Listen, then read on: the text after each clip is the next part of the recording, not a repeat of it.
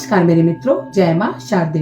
पूजा के समय दीपक जलाते वक्त आप बाती का जरूर ध्यान रखें, वरना आपको नहीं मिल सकती है रोग से मुक्ति और आपके घर में निर्धनता का वास बना रहेगा। तो अगर आप दीपक जलाते वक्त पूजा में बाती का ध्यान रखेंगे तो ये दोनों चीजें आपके साथ नहीं होंगी। आज हम उसी के बारे में आपका पाठ में दीपक जलाते समय देवी देवता प्रसन्न होते हैं और घर में जो भी नकारात्मक ऊर्जा का संचार नहीं होने देते हैं।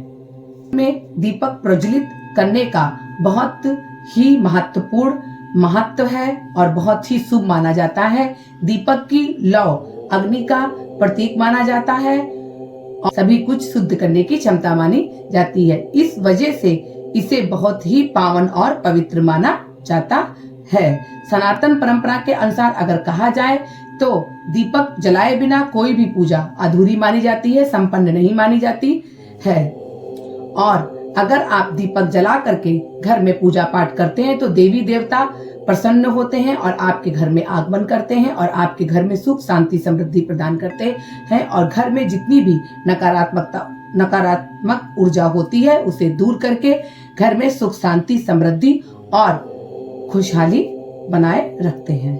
बताएंगे कि दीपक जलाने के क्या क्या फायदे हैं और क्या क्या नियम हैं। घर के मंदिर में दीपक जलाने के बहुत से फायदे आपको देखने को मिलते हैं। अगर कहा जाए तो ज्योतिष शास्त्र के अनुसार दीपक जलाने के बहुत सारे नियम हैं। जितना हम उस नियम का पालन करते हैं उससे हमें कई समस्याओं का सामना नहीं करना पड़ता है। देवी देवता के सामने दीपक जलाते समय आप घी या सरसों के तेल के साथ जो आप रुई की बाती बना करके उसमें जलाई जाती है, तो आमतौर पे दो तरह की बाती बनाई जाती है। एक होती है लंबी बाती और दूसरी होती है गोल बाती। तो दोनों बाती को जलाने का अलग अलग महत्व होता है। तो आज हम उसके बारे में आपको बताएंगे कि कौन सी बाती से देवी देवता के सामने जलाना शुभ माना जाता है। से पहले हम आते हैं लंबी बाती पर। लंबी बाती जलाने से क्या फायदा होता है? लंबी बाती अगर आप घर में जलाते हैं तो कहा जाता है सुख शांति धन समृद्धि ऐश्वर्य में आपके वृद्धि होती है। इस बात का आप जरूर ध्यान रखें कि लंबी बाती का दीपक केवल माँ लक्ष्मी, दुर्गा जी को, सरस्वती को सहित अन्य देवी के पूजन में आप जला सकते हैं। साथ ही कुल देवता के पूजन में और आंवला के पेड़ के नीचे लक्ष्मी जी के सामने आप लंबी बाती का दिया जलाने से घर में धन की वृद्धि मानी जाती है। और अगर आप देवता के समक्ष ये वाली बाती जलाते हैं तो ये आपकी कुल में वृद्धि करता है, जो भी आपका वंश होता है उसमें वृद्धि करता है। अमावस्या या अन्य किसी दिन पितरों के लिए भी दीपक अगर आप जला रहे हैं तो उसमें भी ध्यान रखें कि आप लंबी बाती का ही प्रयोग करें। तो इससे आपको क्या होता है कि घर में धन संपदा और ऐश्वर्य में वृद्धि होती है और आपके धन में कभी कमी नहीं हो सकती है। फिर दूसरी बाती आती है गोल बाती।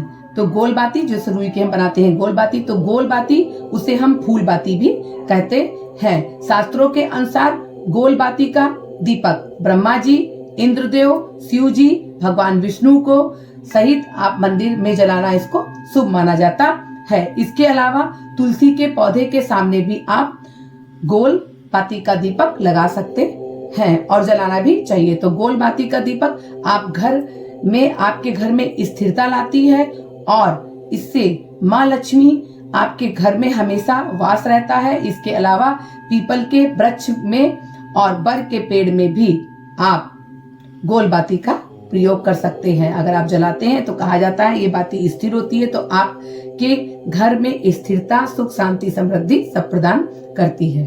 अब क्या होता है इन बातियों से नुकसान, आज हम इसके बारे में बताएंगे कि इसकी हानि क्या हो सकती है।